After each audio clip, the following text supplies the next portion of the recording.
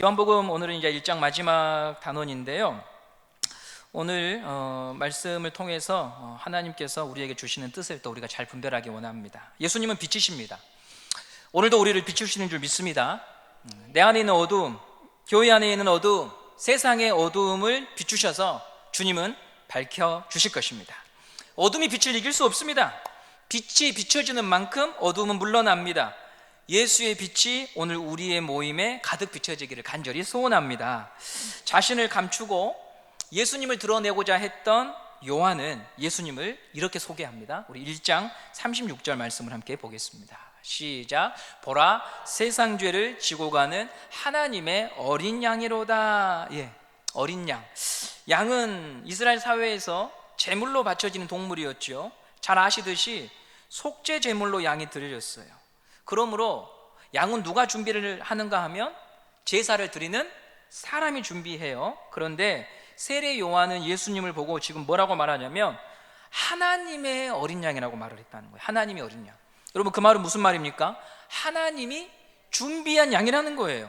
사람이 준비하고 마련한 제물이 아니라 하나님께서 나를 위해 준비한 양이라는 거죠. 이게 아주 기독교의 독특한 점입니다. 판소리 타령 중에 심청가 아시죠? 심청이가 아버지를 위해서 공양미 몇백 석에 팔려갑니까? 성경에도 안 나오는데 잘 아셔요. 그래서 여러분, 인당수에 몸을 던지잖아요. 어부들이 심청이를 제물로 바친 이유가 무엇입니까? 용왕신의 노여움을 달래려고.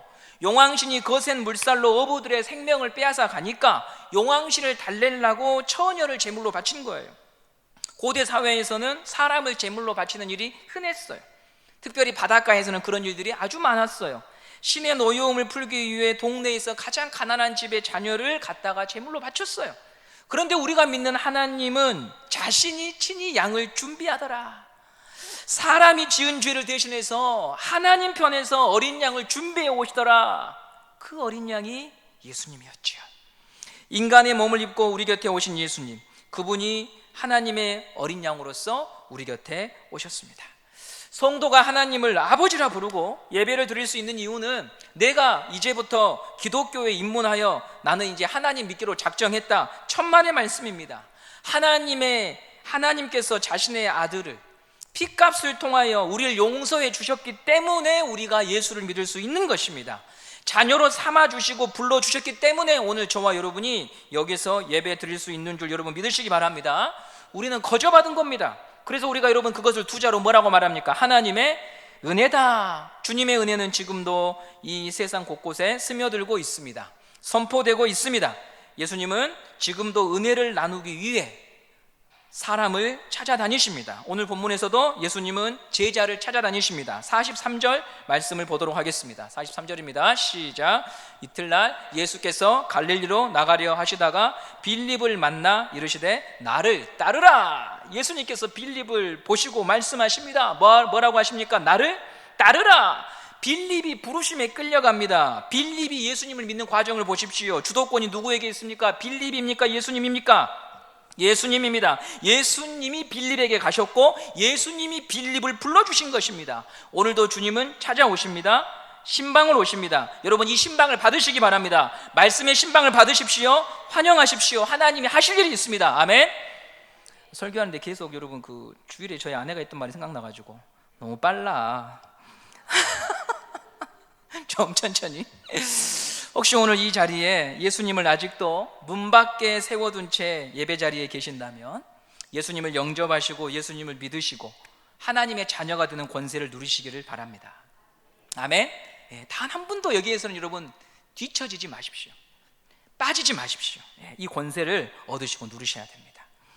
예수님이 부르신 사람들은 당시 사람들의 관점과 눈으로 볼 때 평범하고 어쩌면 그 평범에 미치지 못했던 사람들입니다. 그들의 출신을 성경이 기록하고 있는데요, 우리 1장 44절 말씀을 함께 보겠습니다. 1장 44절입니다. 시작. 빌립은 안드레와 베드로와 한 동네 벳세다 사람이라. 벳세다는 갈릴리 호숫가 주변에 위치한 시골 마을이에요. 이스라엘 사회에 영향력이 있는 사람들은 예루살렘에 모여 있어요. 거기서 사람을 찾아야지요. 그런데 예수님은 벳박의 출신의 어부들을 계속 골라오셔요. 자, 여러분, 이걸 우리가 보면서 여기서 우리가 교훈을 찾을 수 있어요. 사람의 생각과 다른 거예요. 하나님의 생각은 인간의 기대하고 다른 거예요. 그러므로 사람들이 여러분을 기대하지 않고 내가 나를 볼 때도 나 같은 사람이 기대가 되지 않는다고 하더라도 아직 끝난 것은 아니에요. 스스로 포기하지 마세요. 스스로 결론을 내리지 마세요. 우리 생각을 뛰어넘어서 일하시는 주님이 아직 살아계시기 때문에 여러분이 스스로 인생의 결론을 내리지 마시라는 겁니다. 사람이 경험이 쌓이면 자기 확신에 빠져요. 이렇게 될 거야. 그리고 이게 지나치면은요, 이렇게 돼야 된다, 이렇게 가거든요.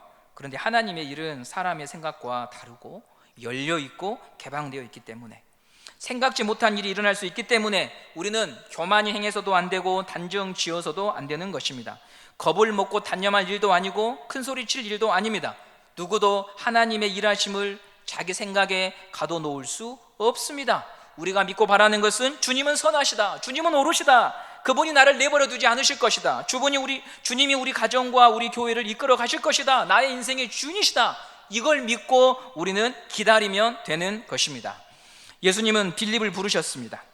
그리고 이제 빌립이 예수를 만나고 나니까 좋아서 누군가에게 전하고자 하는 마음이 생겼습니다.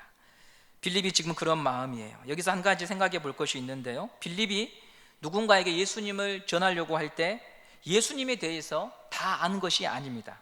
더 배워야 되고 더 묵상해야 될 부분들이 많았습니다. 아직 초보입니다. 그럼에도 복음을 전하거든요. 우리 45절 말씀을 보시면요, 빌립의 지금 영적인 수준이 나옵니다. 45절 말씀 보겠습니다. 시작. 빌립이 나다나엘을 찾아 이르되 모세가 율법에 기록하였고 여러 선지자가 기록한 그 일을 우리가 만났으니 요셉의 아들 나사렛 예수니라. 예, 빌립은 예수님께서 나사렛 예수라고 합니다. 베들레헴에 출생한 것을 모릅니다. 거기까지는 생각이 미치지 않았습니다. 예수님이 어린 시절부터 나사렛에서 자라나셨기 때문에 나사렛 출신으로 그는 믿고 있는 거죠. 다 모릅니다. 그럼에도 전하는 거예요. 우리는 흔히 예수님에 대해서 내가 공부를 많이 하고 깊이 알면 전할 수 있다고 생각을 하는데 그런 게 아니에요. 예수를 믿음으로 예수가 나의 주님이라고 하는 것이 믿어져서 심령이 뜨거워지는 사람들이 전하는 거예요.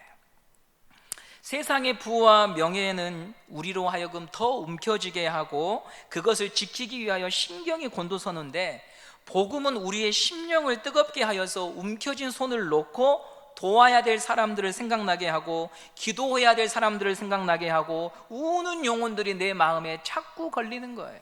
나도 기도해야 될 제목들이 너무 많지만 내가 들었던 그분, 내가 보았던 그분에 대한 소식이 내 마음에 자꾸 걸려서 기도할 때 내 기도가 점점 뒤로 미뤄지고 그분을 향한 기도가 나오는 것이죠.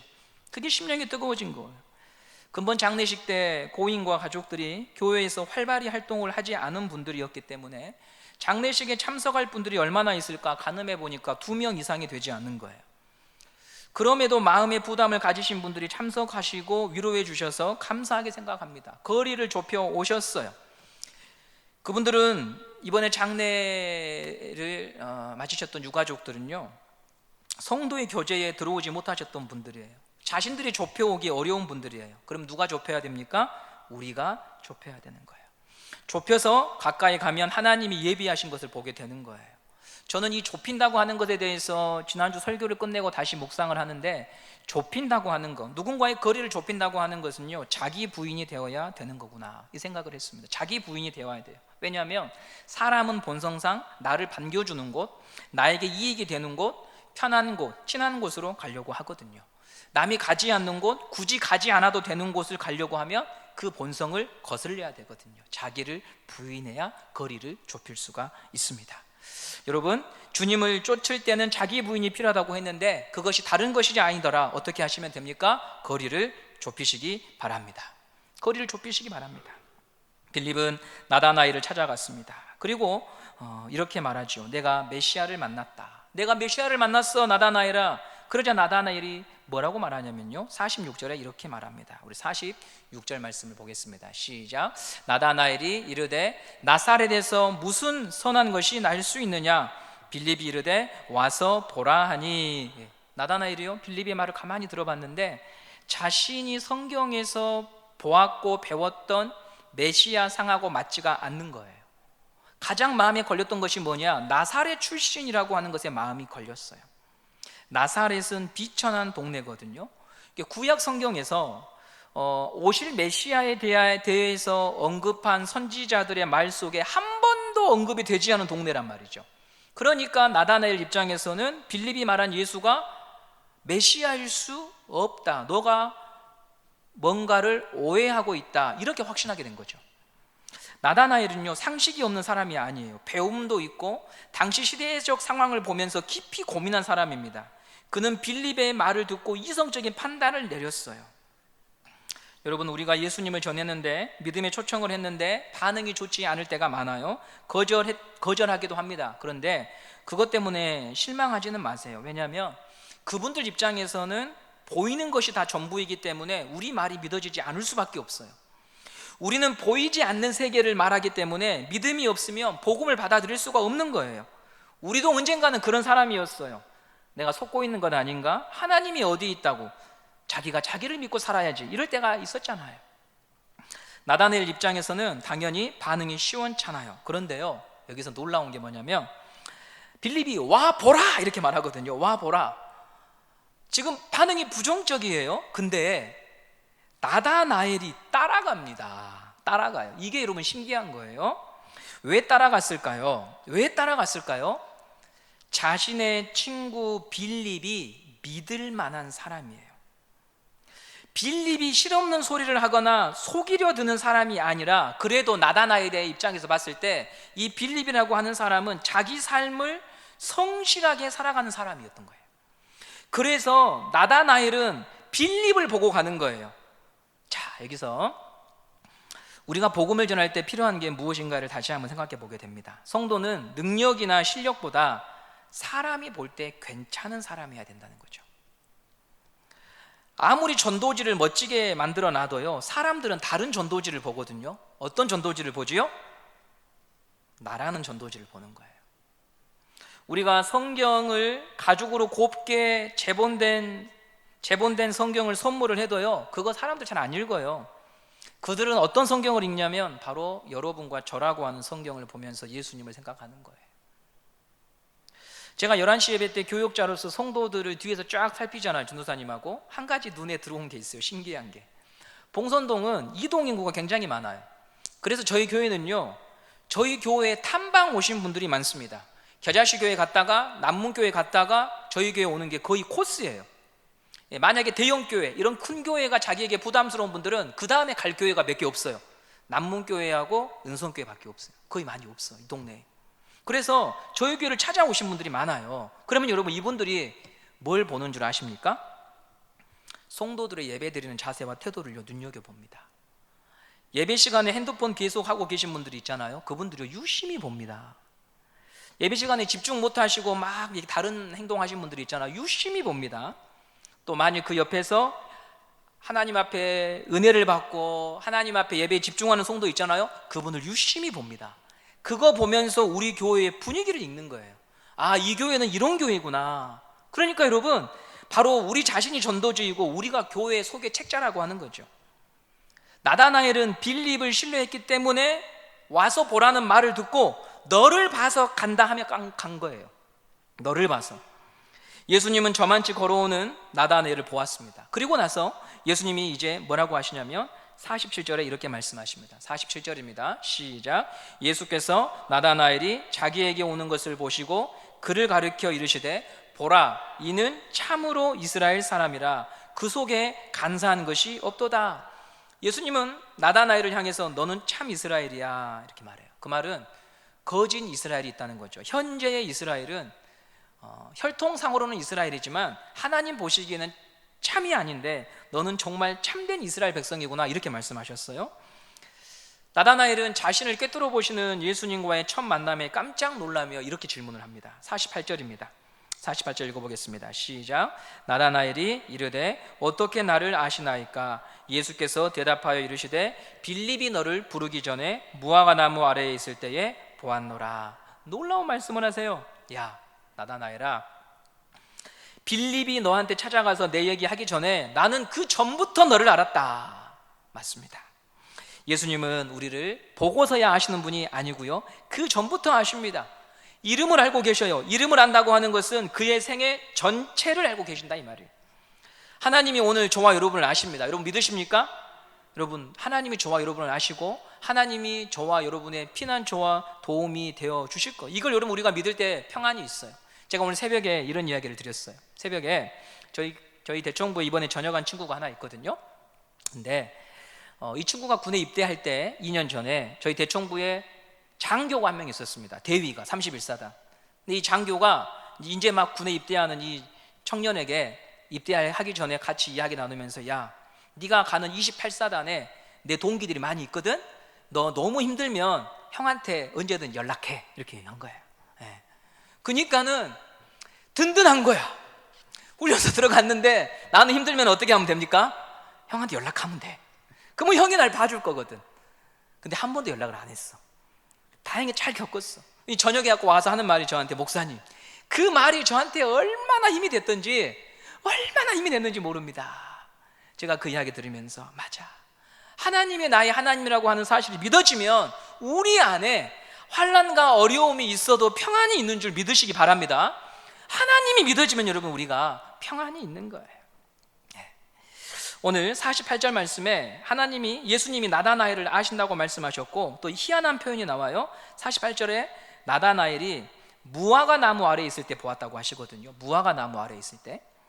팔레스틴 지방은 굉장히 더운 지역이죠, 낮에는요. 그래서 나무 그늘이 최고의 휴식 공간이에요. 사람들은 이 무화과 나무 밑에서 성경을 읽고 묵상하고 기도했습니다. 지난주에 한 성도분하고 화순회에 가니까 오랜만에 등나무를 보았어요. 등나무, 보라색 꽃이 쫙 이렇게 피어가지고 정말 아름답더라고요. 제가 이 국민학교, 초등학교 시절에는 교정에 등나무가 참 많았거든요.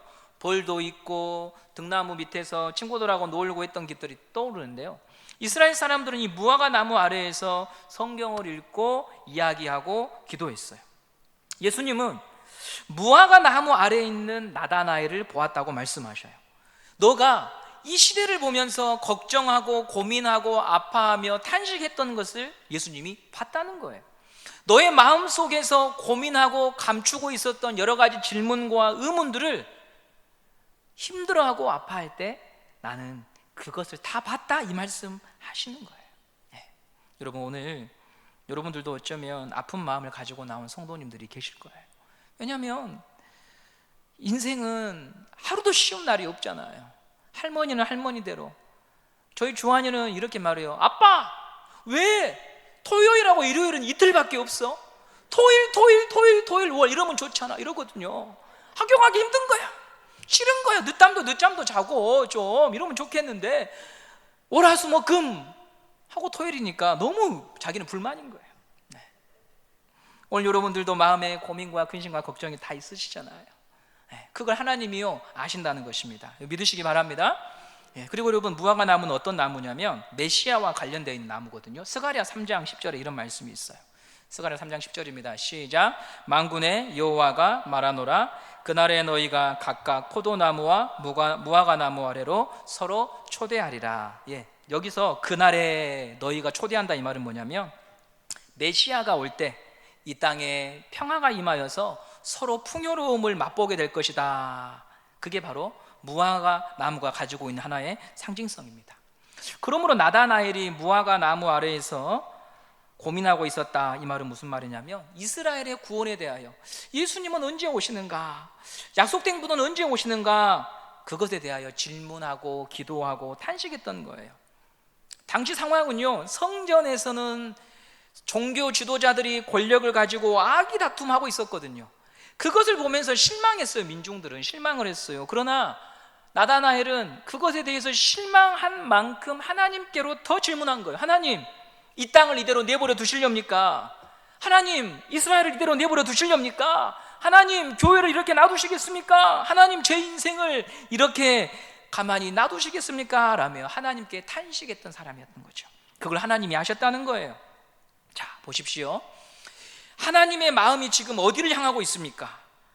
성전에서 울려 퍼지는 음악과 수십 마리, 수백 마리가 드려지는 제사와 권력자들의 집회와 모임에 하나님의 시선이 있지 아니하고 무화과 나무 아래에서 이 세상을 바라보고 교회를 바라보며 탄식하는 그 한 사람을 주님께서 쳐다보고 계시고 그를 중심으로 하나님이 구원 역사를 펼쳐 가신다고 하는 거예요. 예루살렘이 아닙니다. 분명히 거기에 권력과 힘과 권세가 있지만 하나님의 시선은 다른 곳을 보고 있었습니다. 예루살렘은 하늘이 닫혀 있었어요. 하늘이 열린 곳은 순전한 믿음으로 하나님을 기다렸던 사람, 그를 하나님께서 지켜보고 계신 것입니다. 오늘 우리 교회가 희망이 있으려면 그런 분이 계시면 교회에 희망이 있는 줄 여러분 믿으시기 바랍니다. 그런 분이 계셔야 되는 거예요. 주님은 오늘 우리의 질문과 고민을 하시고 우리의 간구를 들으시는 분입니다. 성도가 기도하고 염려하고 탄식하는 것을 아십니다. 나다나엘은 예수님의 말씀을 듣고 이분은 정말 하나님의 아들이구나 믿게 돼요. 근데 여러분, 주님은 나다나엘에게 뭐라고 말씀하시냐면 너 이것보다 더 큰 거 볼 거다 이렇게 말씀하시거든요. 50절 51절 말씀을 함께 보도록 하겠습니다. 50절 51절입니다. 시작. 예수께서 대답하여 이르시되 내가 너를 무화과 나무 아래에서 보았다 함으로 믿느냐? 이보다 더 큰 일을 보리라. 또 이르시되 진실로 진실로 너희에게 이르노니 하늘이 열리고 하나님의 사자들이 인자 위에 오르락 내리락 하는 것을 보리라 하시니라. 더 큰 일을 보리라고 말씀하시고 51절 말씀만 다시 한번 띄워주시면 하늘이 열리고 하나님의 사자들이 인자들 위에 오르락 내리락 한다고 말합니다. 인자는 예수님 자신을 말하죠. 하늘이 열리고 하나님의 사자들이 오르락 내리락 한다. 이 말씀은 우리에게는 그게 무슨 말이야 하는 표현이지만 이스라엘 사람들은 이 이야기를 듣자마자 바로 떠올립니다. 방금 저희가 인당수에 빠진 여자는 누굽니까? 라고 말하면 여러분 바로 맞췄죠. 그런 것처럼 이스라엘 사람들한테 하늘이 열리고 인자가 천사가 오르락 내리락 한다고 하면 누굴 떠올리냐면 야곱이야. 야곱이 형한테 쫓겨서 목숨을 부지하기 위하여 외갓집으로 도망치다가 노숙하지요. 당시 고대 근동 사회에서는요, 지역의 풍습 중에 하나 중요한 게 뭐냐면 어떤 낯선 사람들이라도 길에서 자기 놔두지 않는 게 그들의 예의였어요. 집으로 받아들여서 하룻밤 자게 하고 보냈습니다. 근데 야곱이 노숙했다고 하는 것은요, 아무데도 받아줄 데가 없는 사람이에요. 사람은 나름의 고민과 걱정이 있어요. 자식은 자식대로, 부모는 부모대로, 남 모르는 서름과 외로움이 있습니다. 혼자서만 삭혀야 되고 혼자서만 눈물 보여야 되고 남편한테 보일 수 없고 아내에게 보일 수 없고 자식에게 보일 수 없는 눈물이 있어요. 야곱은 고단하고 지쳤어요. 내일은 오늘보다 상황이 나을 거라고 하는 것도 장담할 수가 없어요. 그런 가운데 피곤해서 잠이 들다가 돌베개를 베고 자지요. 돌베개를 베고 왜 잤냐면 원적외선이 나오니까 잔 게 아니고 자다가 누군가 나를 해치려고 하면 그걸로 휘둘러야 살 수 있으니까 돌베개 베고 잔 거야. 네. 그러다가 여러분 꿈을 꾸잖아요. 창세기 28장 12절 말씀입니다. 시작.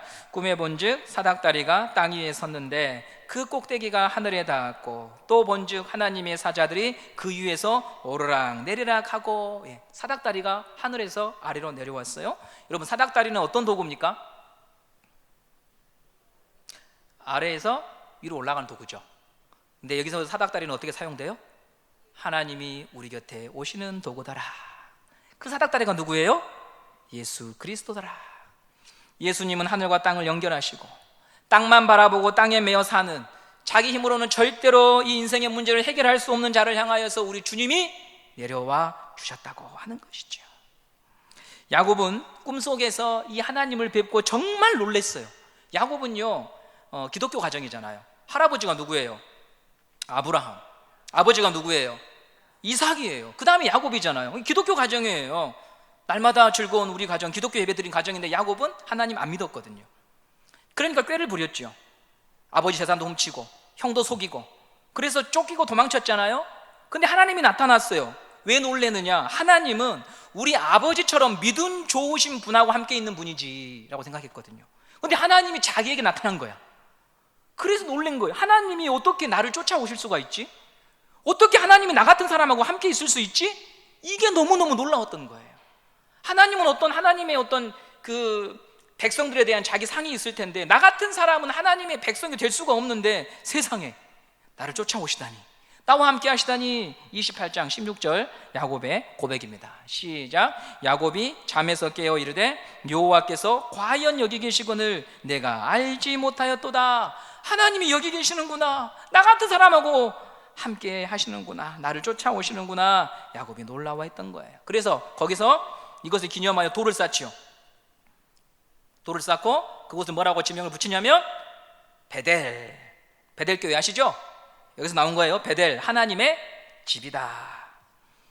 구약에서는요, 하나님은 가끔씩 모습을 드러내요. 이렇게 꿈에서 하나님을 봐요. 특정한 사람들이 보았고요, 특정한 사람들이 계시를 받았어요. 그런데 이제는 하나님의 온전한 계시인 예수님께서 나다나엘 앞에 있고 감추지 않고 그를 믿는 자 누구에게나 하늘을 열어 놓으신다는 것이 오늘 이 1장 말씀의 중요한 결론이라고 하는 것이죠. 야곱에게만 나타나는 것이 아니라, 특정한 사람에게만 나타나는 것이 아니라, 오늘 예수를 믿는 자 누구에게든지 하나님은 하늘을 열어주시고, 하나님이 누구인지 보여주시고, 하나님께서 그와 함께 하시고, 하나님이 꽉 막혀있는 인생일지라도 그와 동행하시며 그의 인생의 운명을 책임져 주시는 분이라고 하는 것을 여러분들이 오늘 이 말씀을 통하여 믿는 은혜가 있기를 간절히 바랍니다. 마무리하겠습니다. 저는 이 본문을 설교를 준비하면서 소망이 생겼습니다. 하나님, 우리 모두가 다 하나님을 경험하게 해주십시오. 하늘이 열리는 것을 보게 해주십시오. 땅과 사람에게 갇혀있는 우리 성도들, 우리 백성들 주님 불쌍히 여겨주시고, 하늘이 열려서 하나님이 오늘 이곳에 계시며 탄식하고 슬퍼하고 너무 어디로 가야 될지 모르는 불안한 가운데 있는 우리 성도들의 마음을 주님 붙잡으사 하늘이 열려 하나님의 살아계심과 돌보심을 경험하는 교회가 되기를 해달라고 우리 함께 기도하기 원합니다. 야곱은 꿈에서 보았고 그것은 한 번의 경험이었습니다. 그런데 우리는 말씀을 통하여 언제든 볼 수 있습니다. 예배 속에서 볼 수 있습니다. 하나님이 우리를 찾아오시고 약속하시고 돌보시는 것을 경험하며 우리는 살 수 있는 줄 믿습니다. 십자가로 그 값을 지불하셨기에 우리는 누릴 수가 있는 것입니다. 성도 여러분, 오늘 이 시간 우리가 함께 그런 소망을 가집시다. 사방으로 우겨싸움을 당하여도 하늘이 열려 있으면 주여 제가 살 수 있습니다. 나의 고민과 탄식을 아시는 주님, 하늘이 열리면 제가 살 수 있습니다. 주여 구원하소서, 주여 도와주소서. 이렇게 우리 함께 찬양하고 기도하는 오늘 시간 되기를 간절히 바랍니다. 우리